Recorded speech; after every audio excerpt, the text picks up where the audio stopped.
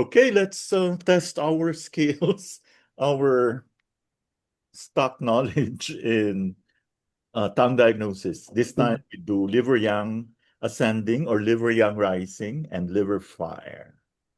Number one, what emotional factor most commonly contributes to liver qi constraint? Repressed anger. Anger. In the case of Mr. F, yung case natin kanina, chronic alcohol consumption aggravated what? By damp heat in the liver and Liver gallbladder. and blood. Which tongue sign reflects liver fire? Red. Red curved up edges. A wiry pulse is commonly associated with Liver disorder. Liver disorder. ascending liver yang commonly results from Kidney yin deficiency. yes, kidney yin deficiency. Liver excess commonly attacks which organs? Spleen, stomach, and LI. Galing naman. Okay. Kaya napansin nyo, di ba, usually, like a lot of practitioners, like when the patients come to them, kala nila yung GERD niya, puro sa stomach lang. Actually, di ba't liver ayusin mo, di ba? Yes. And also LR. Yes, doc. Yes. Damp heat in the large intestine may produce Damp Damp heat. head. diarrhea. Tight neck and shoulder muscles. Ano experience ko to dati? Are often Gallbladder. Gallbladder. as gallbladder. Which symptom is strongly associated with liver fire? Fits. Fire. Fits of rage. Fire. Night sweats in these cases often indicate Kidney yin deficiency. wow, galing. Which coating suggests damp heat in the liver and gallbladder? Yellow grease Yellow coating. Chronic migraines at the temples, commonly Liver. Liver pathology. liver pathology. Red points on the tongue sides. Red points, Liver heat. liver heat. Panic attacks with trembling of the head may indicate Ascending liver yang. okay. A pale red tongue with swelling at the sides. Ascending liver yang. A notched tongue tip. Yung may hati sa gitna, no? With red points may indicate Heart blood deficiency with heat. With heat. Pero doc, di ba medyo normal yan? I mean, yeah, may red points. medyo Pag walang slightly. red points, normal lang. It's a constitutional heat. After may red points. May red points eh. Saka yung ano, what do you call that? Yung naka ano sa baba. Naka-point down. Deficiency. Empty. Heart empty. Eh kung nakataas, naka-curl up. Excess. Okay. Heart. Sure ka? Sige, go. So ito, heart blood deficiency with heat, no? So, kasi syempre, di ba, pag ano, okay, basta may heat. Which symptom commonly accompanies liver fire headaches? Intense heat sensations in the head. Sa ulo. Stomach heat present with Stomach pain with stress. curled, ito na yung sasabi ko, curled tongue tip.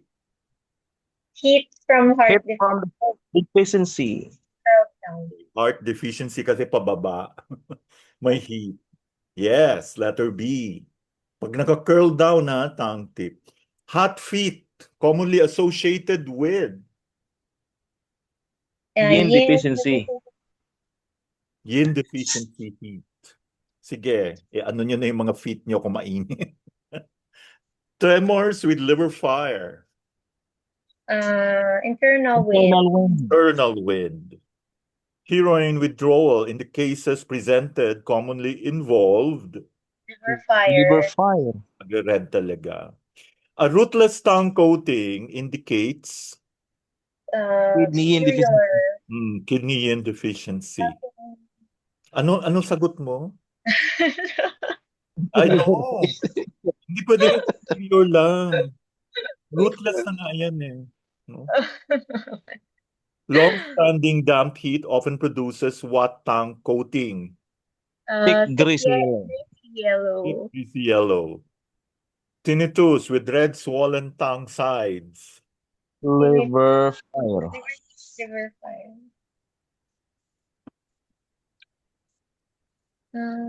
Actually, ganito yan ha. Usually tinatanong natin, high pitch, low pitch. Low Ang high pitch pitch, kidney. liver. Oo, liver or gallbladder. Pag low pitch, Oo. kidney yan. Kidney. Mhm. Kidney. Pero ito, it's so obvious na liver kasi yung tongue sides niya red na, saka swollen. Liver na liver. Ano pa? Ano yung panlasa Mayroon, that you will ask? yung kondok, Anong yung minsan may nakikita tayo na parang mataba yung gilid ng liver area ng tongue. swollen liver? Ano yon? Liver, ascending liver yang. Liver fire. Oo. Liver fire Ganun pag din. red na. Sabi mo mataba, Oo. naging Correct. liver yang rice. The top fire is redder than red. Yeah. I have a question. Like aside from this, like if you're thinking of gallbladder damp heat, no? Like ano yung tatanong mo na panlasa ng pasyente? Bitter. Bitter taste. Very good. Overwork and sleep deprivation commonly damage. Liver blood. and kidney. Sige, good luck. Kaya tulog na tayo, huwag na mag-overwork. Next week. Tachycardia with night sweats. Kidney and Kidney yin deficiency. Constipation with liver fire often occurs because heat. dry fluids. Fluid. Yeah. Tongue thorns, yung mga thorns usually indicate Heat excess. one-sided facial pain with bitter taste.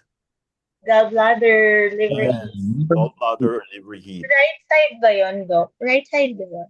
Pag liver. Sorry. Left side is lungs. Oh, ay wow, bongga. Okay. Tama. Puro. Yata. O, parang. Yung sa face yun. Oo, it's the face. Purulent eye discharge usually indicates Damp heat. okay.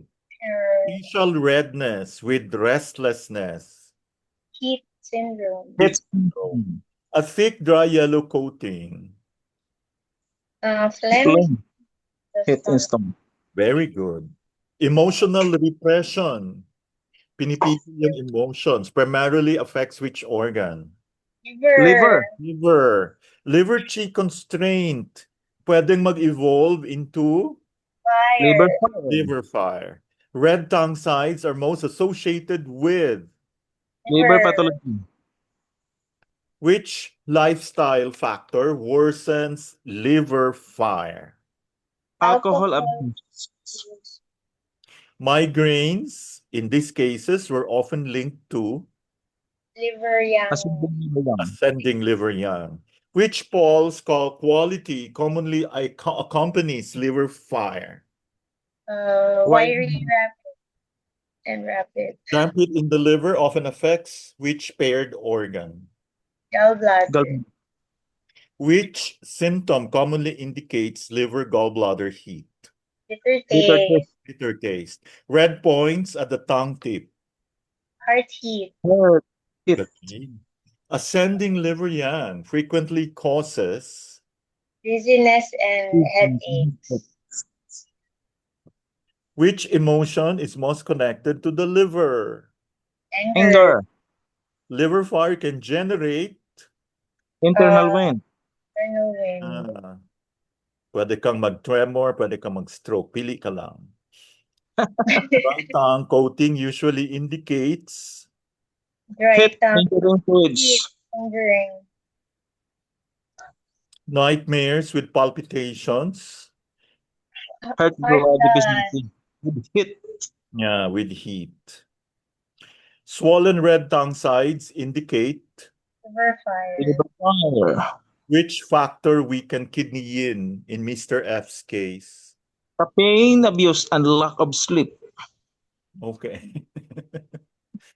Kapi pa kayo. The progression from liver qi stagnation to liver fire is usually due to, Chronic emotional constraint and heat. wow, congratulations to us. Thank you Yes, so thank you. much for joining. Salamat. Didn't end up very late, no? Maraming salamat.